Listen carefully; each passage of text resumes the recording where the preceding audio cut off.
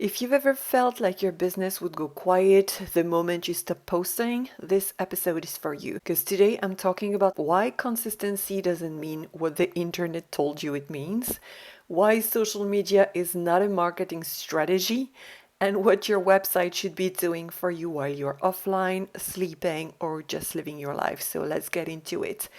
I want to share the story of what happened to me on social media. So I might have already spoken about the Instagram story, and recently I spoke about Facebook, but let me get back into it. So first, a few years ago on Instagram, our account, like I had an account with a friend and it got deleted. Then I got put in Facebook jail DM in March, and this week my new Threads account got suspended for mysterious reasons. All of this because some bots are botting, basically.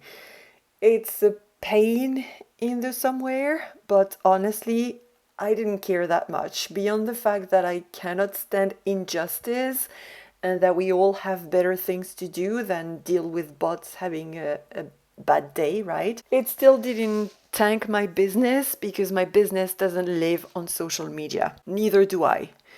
And that's a choice I made from the beginning 10 years ago. Even if I got lost along the way and let myself get brainwashed by online business culture for a while, I was sharing this story in a previous episode. I actually burnt out trying to play by rules that kept changing on platforms that don't belong to me.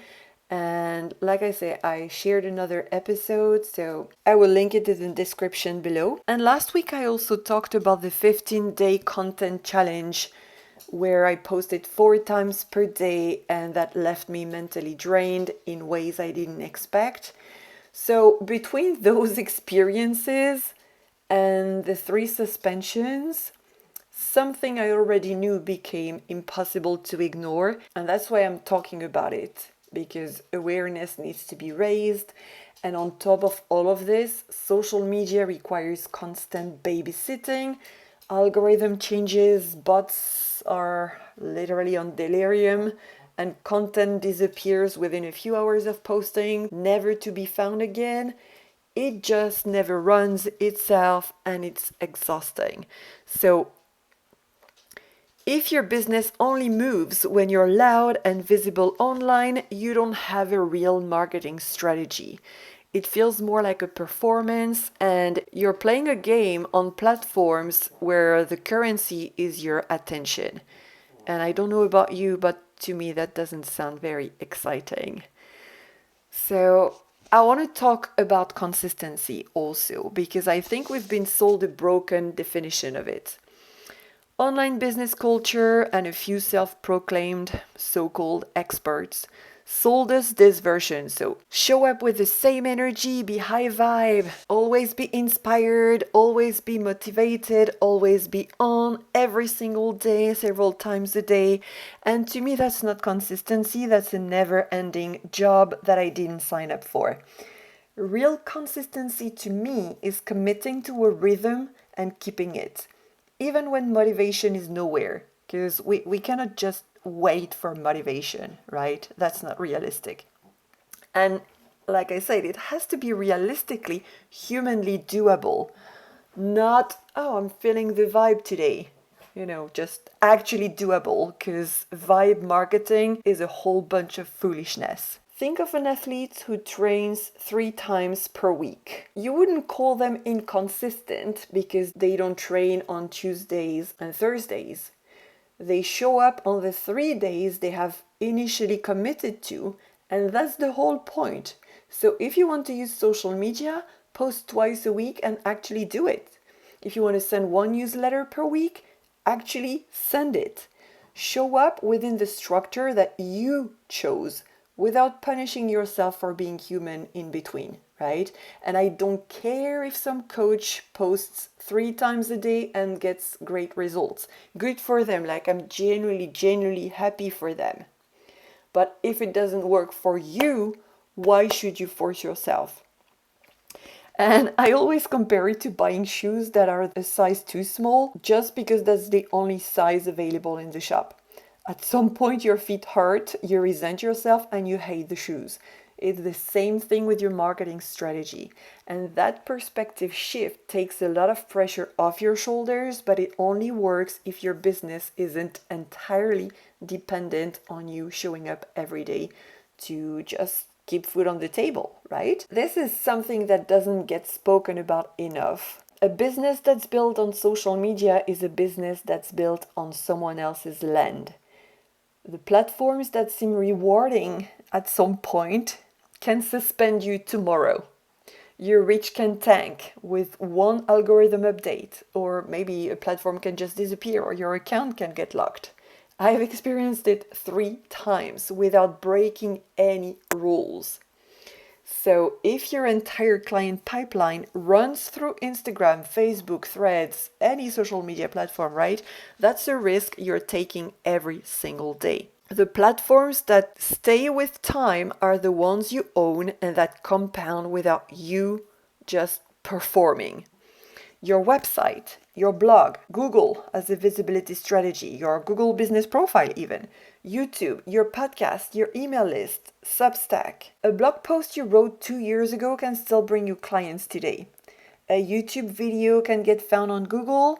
A podcast episode will live forever. This build over time and get you found long term, and nobody can take them away from you. So YouTube, podcast is still rented land, but it's not as risky as social media. Yes, social media has its place, but as an amplifier, not a foundation. The service business owners I work with are exhausted because they are personally carrying all the weight that their website should actually be carrying for them.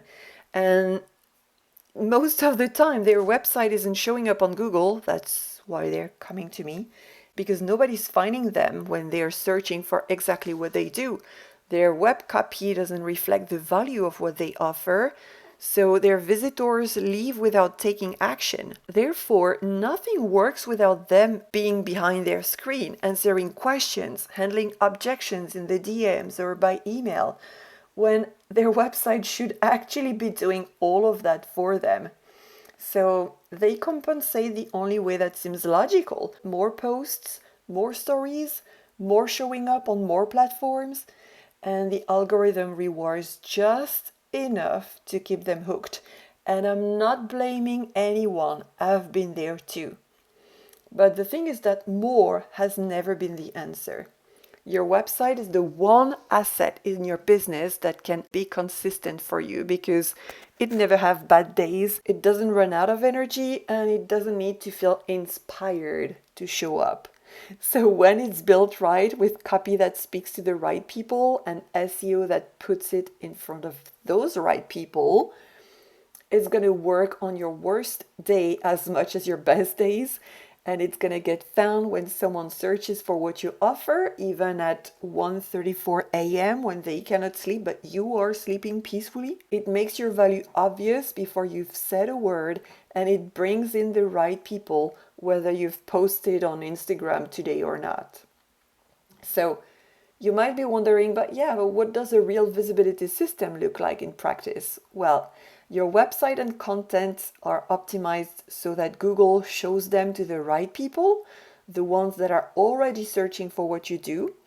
And because strong SEO is the foundation, you also get cited by AI tools and voice search. And then you have a free resource, like what we call a freebie or a lead magnet, right? That's going to pre-sell your offer. It needs to be built in a way that's useful and that makes people think, if this stuff is free and it's that good, imagine what the paid stuff is. Third thing, you publish content that lives forever. So like I was saying, blog post, YouTube video, podcast episode, like what I'm doing.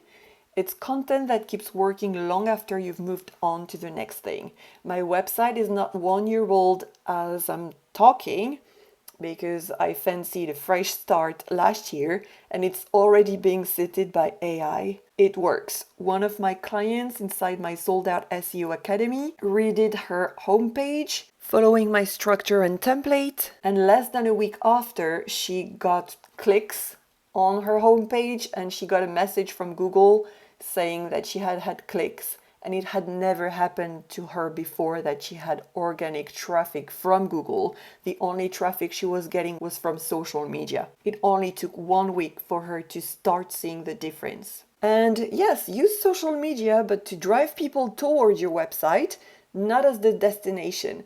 Social media is, like I was saying earlier, an amplifier, is the billboard on the highway, but your website is your main office. Because when someone lands on your website, your copy is going to take over.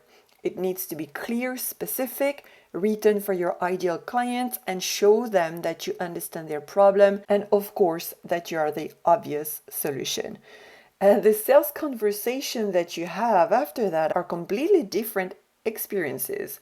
You're not over explaining or convincing anyone because the people who reach out to you already know what's in it for them. They just need a few questions answered, maybe related to their personal situations, and that's totally cool. But your sales process is much faster and you attract more of the right people. So with that, the bots can have their grumpy days, your website will keep going, and your business will keep bringing in clients. And that's what I help service-based businesses build inside Sold Out SEO. So if you want a website that gets found, copy that sells, and a visibility system that doesn't evaporate when the algorithm gremlins are in a bad mood, I will put the link in the description so you can explore. And if you want to see what this looks like for your business before deciding, book your free 20-minute strategy call. You will walk away with a clear action step. No pressure, no obligation. If that episode was helpful, feel free to share it with a business friend who needs to hear that. And I will talk to you soon. Bye.